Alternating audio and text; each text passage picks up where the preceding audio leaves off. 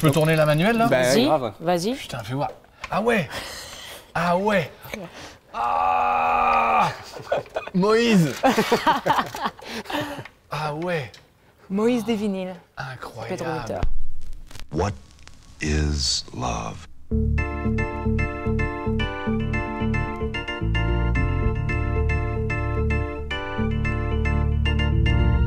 Tu sais, j'ai l'impression d'être à l'église. C'est un peu ça, oui. C'est l'église. Connaissance de la musique.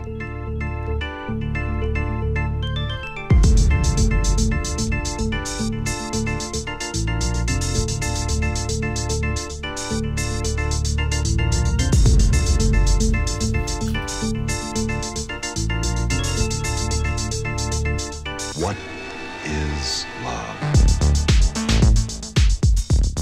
Nous, on va passer uniquement des vinyles. Tu veux les couvrir là? Toute Allez. sélection. Oh, dans cette boîte. Oh là là, en plus je tombe sur le premier sur lequel je tombe. Nick Drake. Nick Drake. Mais ouais. Je sais pas si vous avez mon petit Brighter Later. Alors ça, les tatouages, tu te les fais quand? Ça, je me le suis fait à un moment donné où il fallait remonter le moral. Quoi, avec Nick Drake? Et ben voilà. Bah, il est déprimant, non? Et ben justement, bizarrement, la musique triste me rend heureux, quoi. Oh, c'est bien. Et effectivement, je suis fasciné par la détresse de ce garçon. Qui et c'est ça que je me dis, mais aujourd'hui, ce mec, toutes les filles l'adoreraient, il serait heureux et compagnie. Et le pauvre, il n'avait pas l'air heureux à tel point. Bon, encore une fois, on ne sait pas exactement comment il a fini, quoi. Mais Bon, on s'écoute un petit... ah ouais, Ah ouais, à ah ouais, fond. carrément. On peut Carrément. même écouter Nick Drake et tout là. Voilà. T'as même le volume là. Ah ouais, putain, vous êtes des vrais DJ là.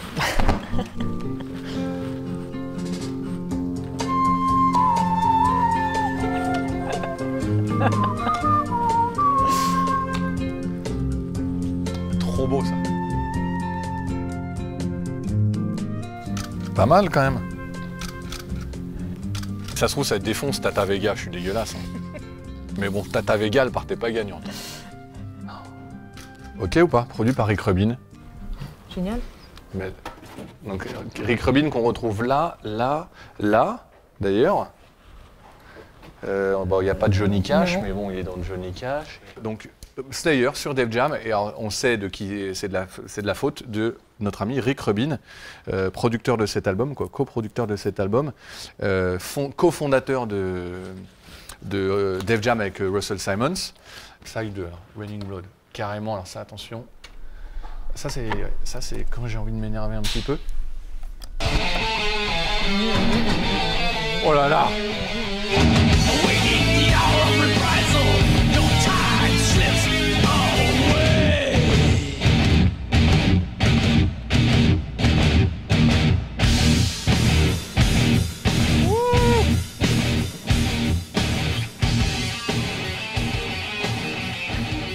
Non, ça oui, alors ça c'est mortel. En même temps, j'en profite pour ranger, hein, parce que c'est un peu le bordel. Oh, ça a l'air fabuleux, ça. Ah, Dizzy Gillespie, ah bah voilà. Génial. Comme quoi ça sert de faire des jolies pochettes. Ça pourrait être du Somi, ça. Complètement. Vraiment. Ça pourrait être un disque headbanger. Ça, c'est un petit clin d'œil qui est assez rigolo. C'est le père de Thomas de Daft Punk, avec qui j'ai bossé pendant 12 ans. Et le clin d'œil à Daniel Vanguard, il est malin parce que effectivement, j'ai beaucoup appris avec lui. Quand moi, j'ai commencé à bosser avec Daft Punk, j'avais 20 ans. Et pendant qu'eux étaient en train de faire de la musique au studio, moi, je me tapais tous les trucs au bureau, la paperasse et compagnie. Donc, je dois t'avouer qu'il y a des fois, j'étais un peu perdu. Et heureusement, Daniel était là. Et donc, on va s'écouter ça parce que je connais pas toute la discographie de Daniel Vanguard. Mais voilà, on va s'écouter celui-ci parce qu'il m'a l'air...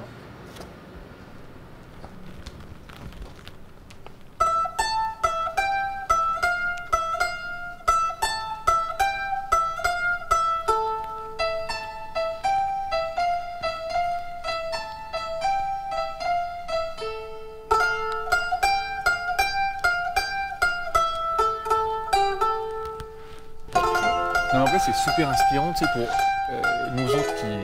Ça, tu vois, par exemple, ce qui est assez drôle, de gramophone, là, il y a un label parisien qui s'appelle Sound Pellegrino. Bah oui. Tu connais? De label de Techie et Tequila de Tex. Orgasmique. Exactement, qui s'est inspiré et qui a modernisé le graphisme de Dutch Gramophone. En fait, qui a repris exactement le même code, sauf qu'effectivement, ils l'ont réinterprété. Il me semblait que je l'avais déjà vu quelque part, là. Leur cover. forme de logo. Ouais. C'est ça.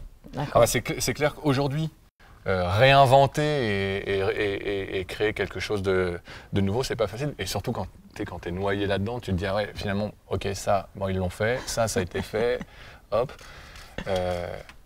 C'est incroyable. Et tous ces coffrets. C'est beau, hein. Ouais. Ça, c'est un picture disc qu'on a fait. J'en suis assez fier, en 2001. Ça, c'est un dessin qui a été fait par un artiste français qui s'appelle Mode 2. Et là, il a dessiné les deux robots de Daft Punk qui se battaient avec le groupe de Détroit qui s'appelle Slum Village. Et dans Slum Village, il y a malheureusement le producteur de Slum Village qui est décédé, qui s'appelait JD là. Et en fait, voilà. Donc, l'anecdote, c'est que JD, il avait samplé un morceau de Daft Punk sans nous le demander. Donc évidemment, tout le monde est venu, m'a appelé en disant Pedro, envoie les avocats et compagnie. Et je leur ai dit, mais attendez, vous êtes fous. On va pas envoyer notre avocat à JD, qui est genre le mec que j'aime le plus au monde, quoi, qui est un producteur que j'adore. Et je lui ai dit, non, on va faire mieux que ça. J'ai appelé JD et je lui ai dit, bah voilà, t'as samplé un morceau, aucun problème. Le morceau que tu as fait, en plus, il est génial. Donc, super, quel honneur. Par contre, viens en échange. Est-ce que toi, tu peux nous remixer Daft Punk? Et il nous a gentiment remixé.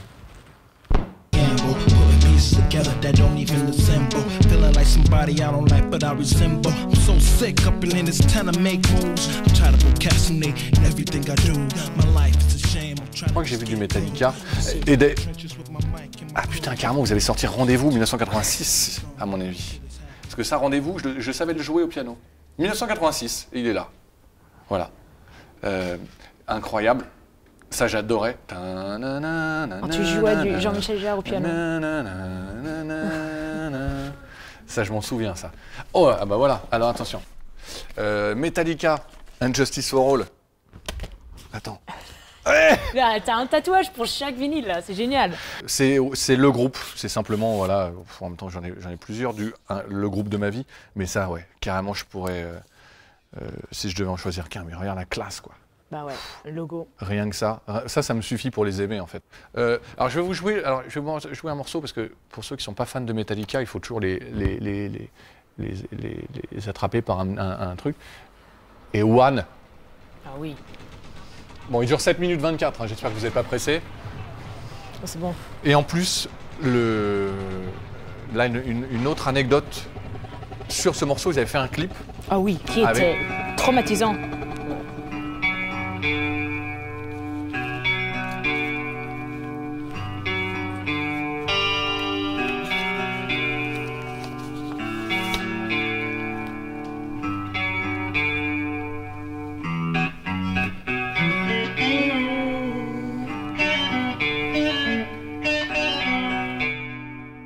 Donc attends, on était en Canet, moi je suis plus Canet, mais donc 10 ou 15 ans plus tard, le groupe qui allait changer ma vie, un groupe qui s'appelle Justice.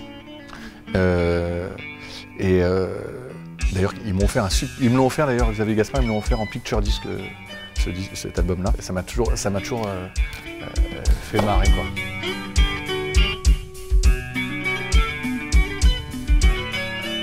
C'est par label, alors effectivement. Ouais. Bon, là, c'est le rock des années 50. Non, et surtout, ce qui est génial, et j'espère, bon, après le temps nous le dira, mais nous, avec Ed Banger, on arrive quand même maintenant à une centaine de références, donc ça pourrait représenter un petit rayon assez joli ici. Ouais. Bah ouais. Oh là là. Never mind. Ah ouais. Ah bah ouais. V'là le disque. Mais ça, je pense que c'est... moi, je suis né en 75, donc je pense qu'on peut faire un espèce on peut ramasser comme ça tous les gens qui sont entre 75 et 85. Je pense que Nevermind est dans notre top 3 de notre vie, point final, quoi.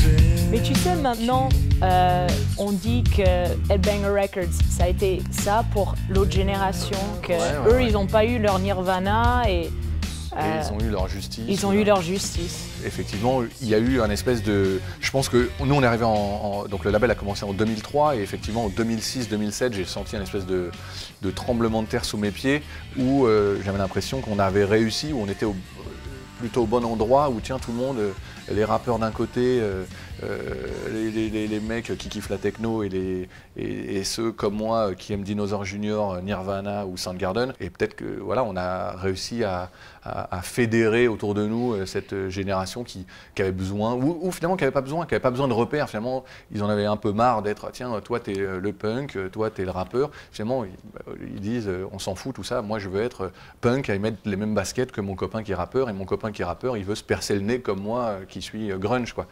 Et peut-être qu'on a été pile à ce croisement-là de tout ça, et donc j'en suis ravi. Mais on verra encore une fois, on verra dans. Je nous donne rendez-vous dans 10 ans quand le casier Headbanger sera rempli dans cette belle discothèque. On l'aura ici, quoi. Pedro Winter, merci beaucoup. Merci, et puis Laura. on se revoit dans 10 ans. Et là, j'ai limite envie de chialer. Et je vois The Cure, Boys Don't Cry, donc je vais me retenir. Mais c'est cool. Hein.